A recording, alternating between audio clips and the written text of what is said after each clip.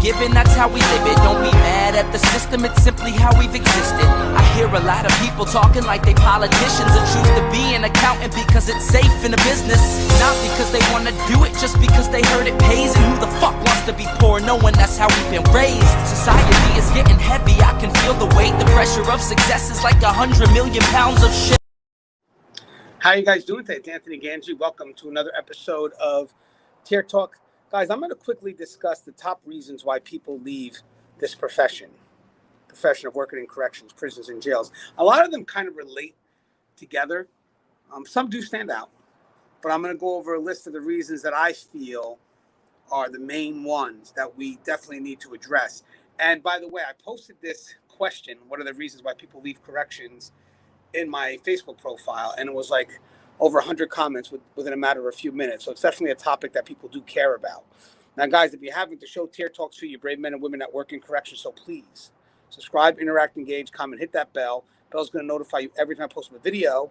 The video is also sponsored by 3 sponsors. We have American Military University, so if you're looking to get that degree, seek that higher level of education and bring experience back into the classroom, American Military University, definitely a great route to take. Check it out. It's a great online school. Also, Guardian RFID. If you're looking to upgrade your facility, anything from digital tracking of inmates to cell checking, Guardian RFID is a great tool. They have been connected with me for quite some time now. They appreciate what we do in corrections. So if you do get a chance to show some support, guardianrfid.com. Also, guys, my last is the WRAP, W-R-A-P. Dealing with combative inmates can lead to a lot of liability. So having said that, having a tool in place that can help alleviate that liability is definitely what the WRAP is. If you guys get a chance, I want you to check out saferestraints.com. That's with an S, saferestraints.com. Also, in my description, there's going to be a link to a video that breaks down exactly what the WRAP is, what it does. You'll see it right in action. So again, it's just a very good tool to have. Also, Inmate Manipulation Decoded is now available. The link is also in the description. So this is the top reasons why people leave a career in corrections. I'm sure there could be more, but these are the reasons that I took from the Facebook post that I posted. Now, mind you guys, when we talk about concerns and reasons of why people leave, this is more than just venting. We also need to have that discussion as what are we going to be able to do about it? Because yes, everybody needs to be invested when it comes to creating that change. So it starts in the front line and works its way all the way up through management. So again, it's working together to alleviate these concerns. And I have done some videos in the past. We just did one yesterday with Connie that talked about kind of holding management responsible. But what are some of these concerns? So the biggest concern that came my way was when it comes to keeping people. So money, incentive, and lack of appreciation. Now, this is probably the root of what leads to a lot of the concerns that relate to our stress, our mental health, being burned out, how we're scheduled to work.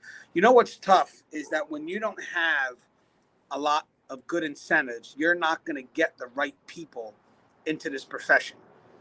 One, it's just not inviting. So even if you do get people, you have to start to question, are they the right people? Now, for me, I need to trust the people that are left to me and right of me. So when I feel that the incentives aren't there to motivate people to want to enter this profession, to really invite professionals into this profession, then I start to question who's to the left of me and who's to the right of me.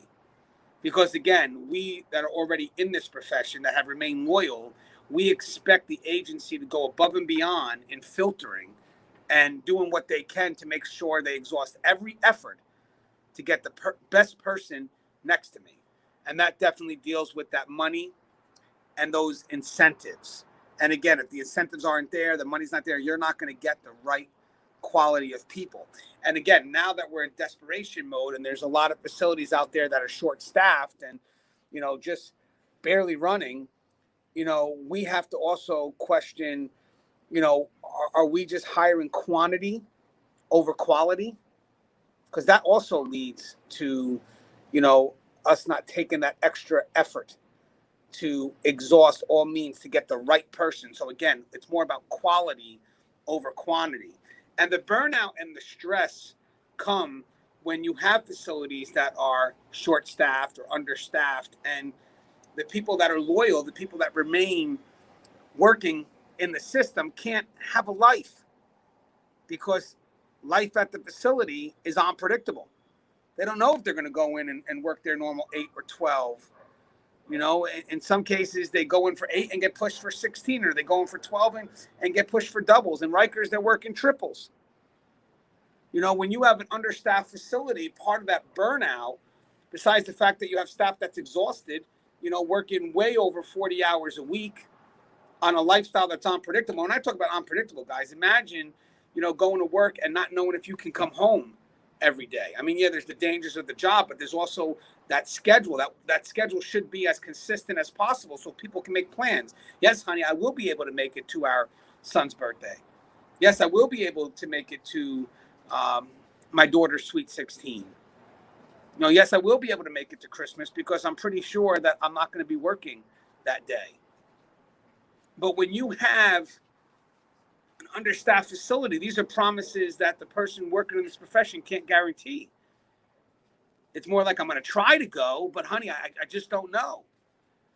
And then it's sad because then we wind up wanting to go to that event. We wind up calling out sick, you know, because the event does, you know, that's a family event. And as much as you want to explain it to your family that, hey, listen, I have to do this job, they're not going to understand if I call out. Your family wants you there. And sometimes we have to make those choices. And of course, the agency is going to get at you for that. Because again, it's quantity over quality. And I think those understaffed facilities not having that right incentive. I know just in Georgia recently, I think it was Daughtry County, they raised the pay. And all of a sudden, people that were leaving, they decided to come back. And, you know, I think they were losing an average of 1 person a day. And all of a sudden it stopped. Just that little incentive. You know, that's going to bring about hopefully good qualified people that will build up our staffing. So again, we're not burned out by working out, you know, working all these hours and living a life that's inconsistent with our family. We become the masters of false promises. Oh, I'll be there, I'll be there, I'll be there. And then later on, when you get mandated or hit, it's like, sorry, honey, I can't make this event again. So that obviously can take its toll. Also, again, it leads into the unknown. Working in corrections, there's a lot of unknowns. So what we need to do, especially at the highest level, is to make sure that we can be consistent with the things that matter. And what matters is proper staffing and a schedule that people can plan a life around. Like, I know I only have to do 40 hours, so I'm able to do these things. But again, not having the right incentive, understaffed facilities, I mean, how are we able to commit a lifestyle to that? And the sad thing is, guys, that's what balances us in corrections, right? We need to have a consistent lifestyle, and we need that time with our family.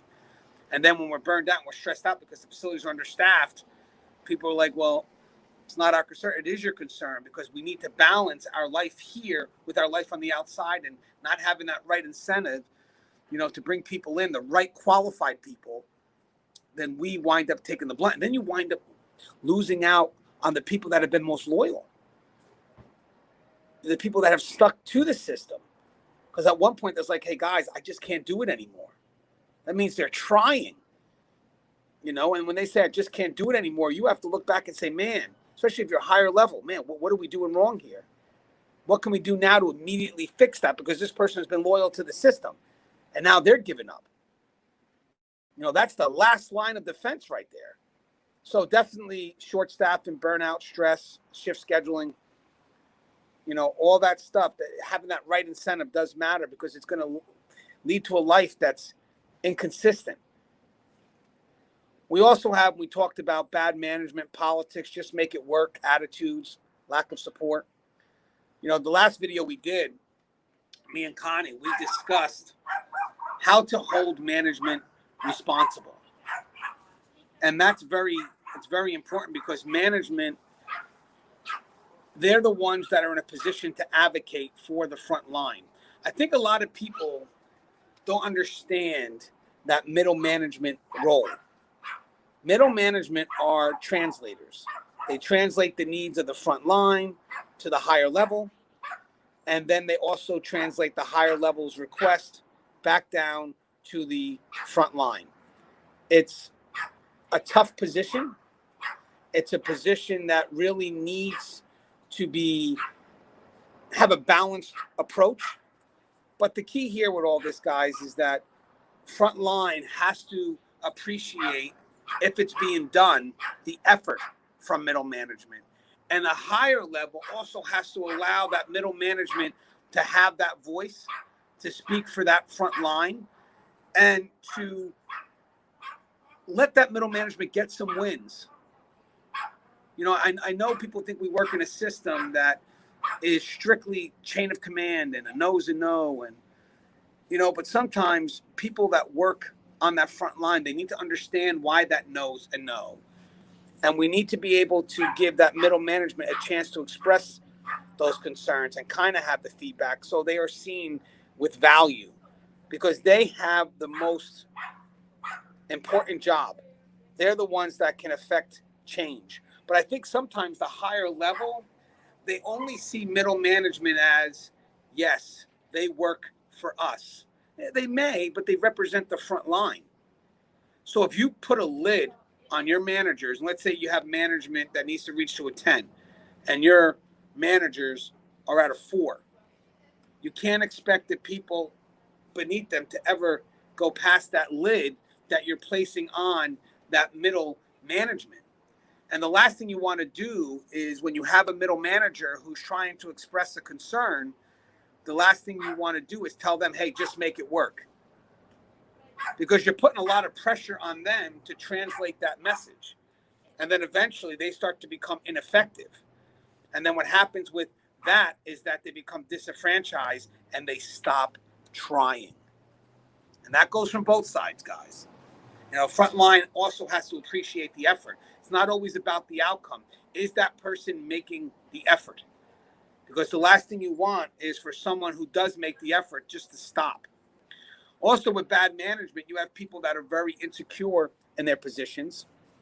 They tend to micromanage. They don't empower. They don't look to create future leaders. Micromanaging is the worst thing you can do to someone who's looking to become a leader, to someone who's looking to excel.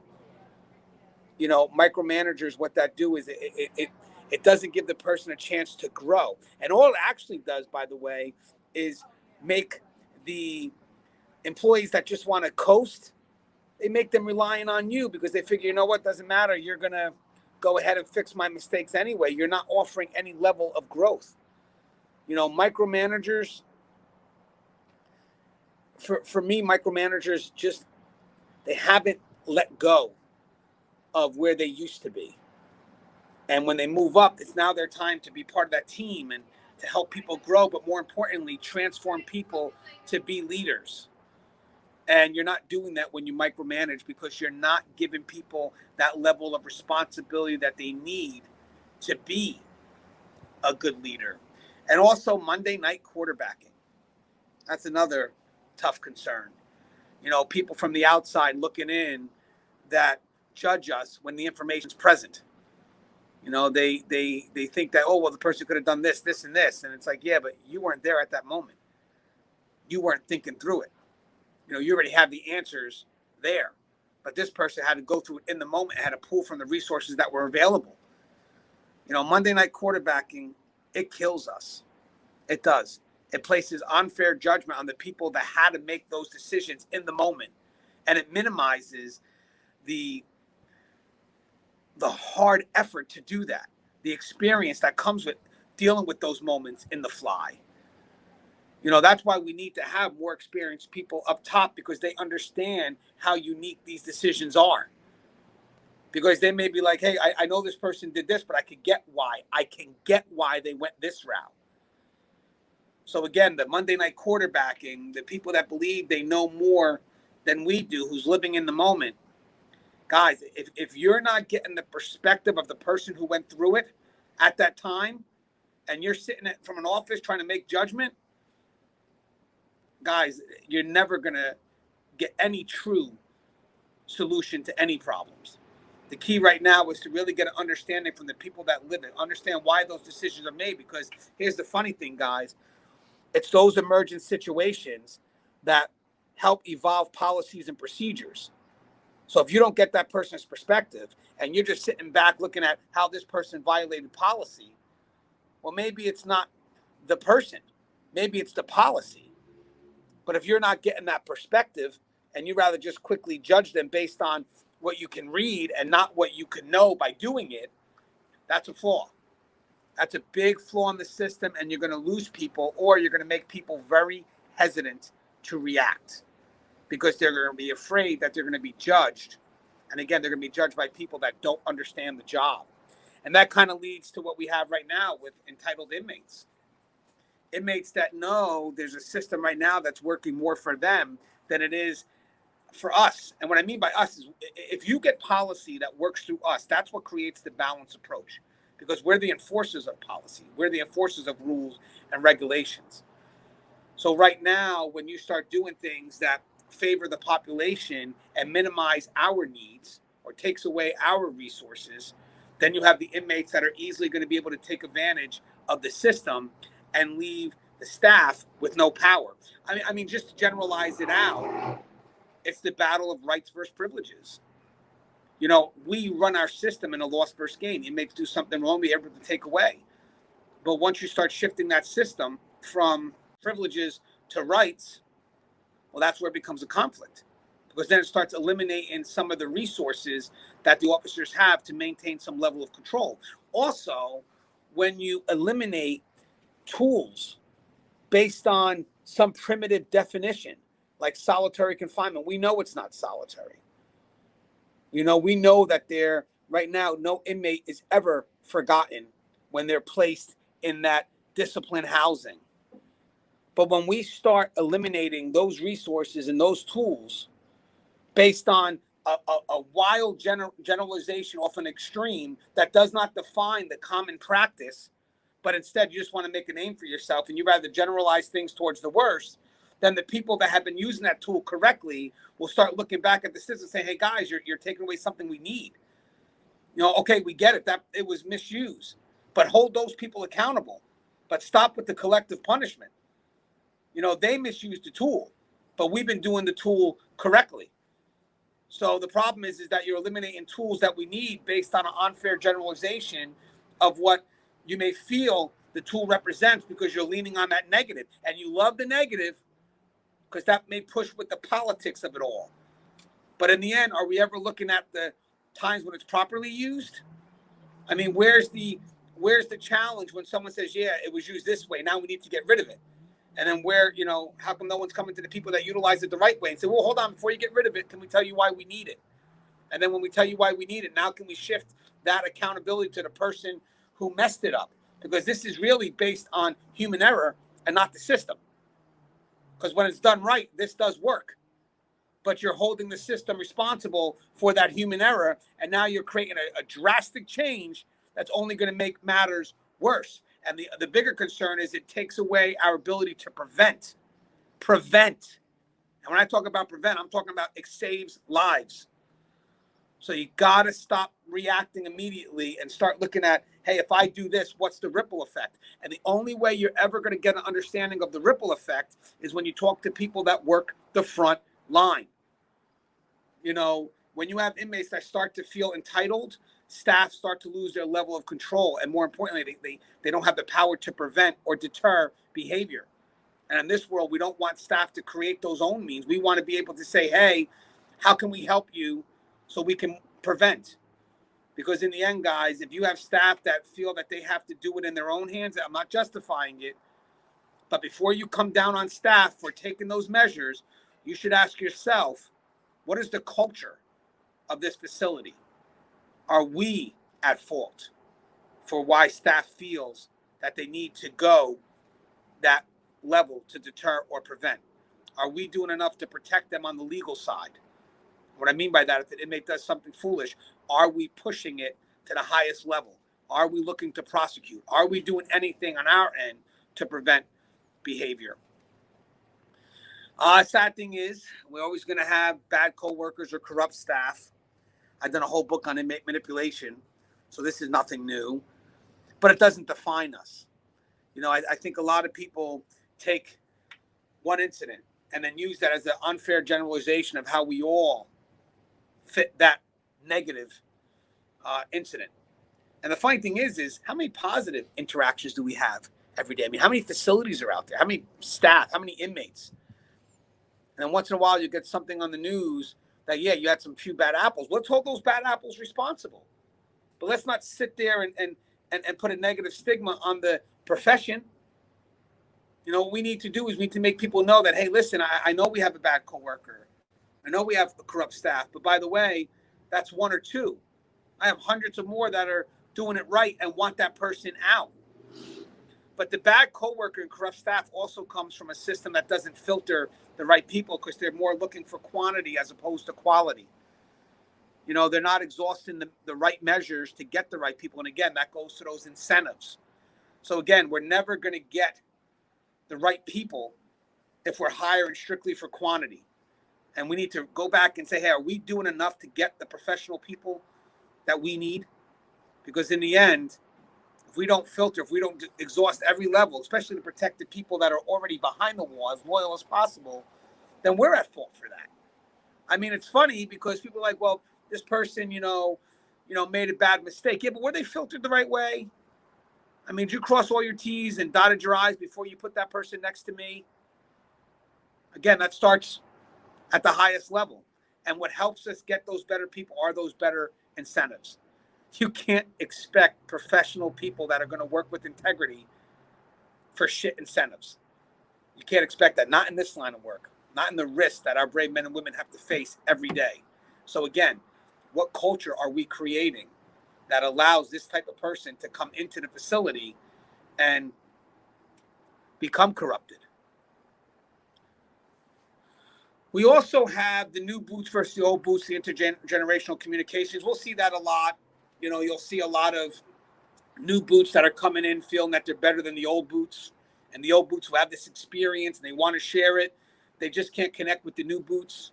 So we have to do what we can to bring these two parties together. And it does go both ways too, because sometimes you have these old boots that still believe in that sink or swim method. Guys, stop. This is a serious divisive concern that we have here. You know, trust and believe. Inmates want anything they can to divide us. So if they start to see that the rookie is isolating themselves or being isolated, then it gives them a chance to divide and conquer. So we need to do what we can to bring us together. And the one thing we want is it starts from the academy. The academy's got to instill like a level of belief in those old boots who have walked the walk, who know from experience what to do. So even if the academy is, you know, given this higher level of training, and for some reason we can't give the old boots the same level of training, those newer boots should not come in entitled, think, well, I just took the academy, I know more than you. No. They should come in with that foundation and ready to learn. You know, because they may have the foundation, but it's the old boots that are going to teach them how to apply that foundation. So that's a big part on management, FTO, whatever you can do. You can handle that. You can bring people together, get the right people who want to train, connect them with people that want to learn, and we start having these facilities that are the most effective that you can be. I believe experienced people do want to share those experiences because in the end, guys, they're going to be leaving and we're going to lose out on a lot of value. So we need to have those new boots listening because there's certain things that we need to carry forward that cannot be taught at the academy. It can only be taught by walking next to one of these experienced individuals, maybe even a possible mentorship.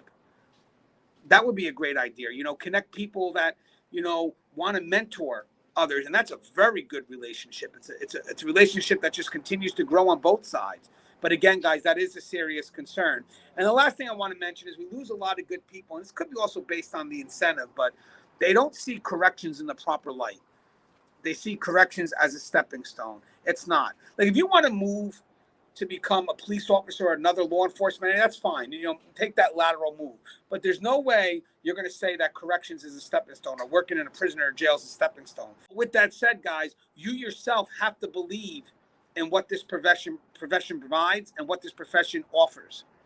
If you yourself don't believe in this profession, if you yourself don't believe in the value of what it is that you do, then you're not going to be able to translate that value to other people, both on the inside, those new boots that are coming in that are looking to get up and go, or to people on the streets that know nothing about this profession. You know, you got to stop minimizing the work you do and, you know, really encompass the fact that, hey, guys, this is noble work. We're changing lives every day. And yes, we are law enforcement. And the more we start to believe in ourselves, the more other people will start to see us and believe in what we do. And then maybe the agencies that are on the outside looking in, like police and whatnot, they'll start having respect for what we do. Because I know there's still a bit of a divide with that too. And maybe the lawmakers that are making laws will say, you know what, nah, they're law enforcement out there. And maybe they'll pass laws that are consistent with other states like New Jersey and California that see corrections as law enforcement professionals. But again, guys, that really starts with us and how we see what we do. Do you have value in what you do? And really, really, guys, you have to be able to translate that value outwards. And it really comes from how you believe in the work you are doing. And guys, corrections is a very good career.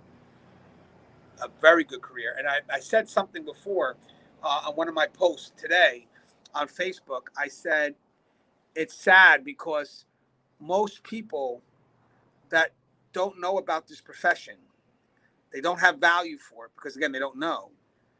But then there are some people that just don't take the time to want to know.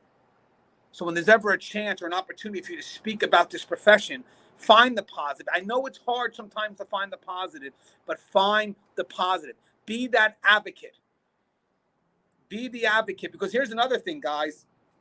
If we want to get the right people in this job, then we can't bitch and moan about this profession. Nor can we see this profession as a stepping stone. So part of motivating people to come into this job is the belief we have in the job when we go to communicate to people about why they should enter. We do it all the time on Tier Talk. You know, me, Russ, Connie, Gary York, Soto, the list goes on, William Young. You know, we promote positive things about this profession to motivate people to come in. Because we want the right people to take the job for the right reasons. And trust and believe, guys, if they take it for these right reasons, the why, the internal motivation, that's going to get them through the rocky moments that this profession has as well. All professions do. But I believe there's worth in this profession, and you need to translate that worth out. All right, guys, so those are some of the reasons people leave this profession. I feel we covered a lot. Love to get your thoughts. Please comment what you feel are some of the reasons. As always, guys, the show is Tier Talk. If you haven't, please subscribe, interact, engage, comment, hit that bell. Bell's going to notify you every time I post a video. Stay safe.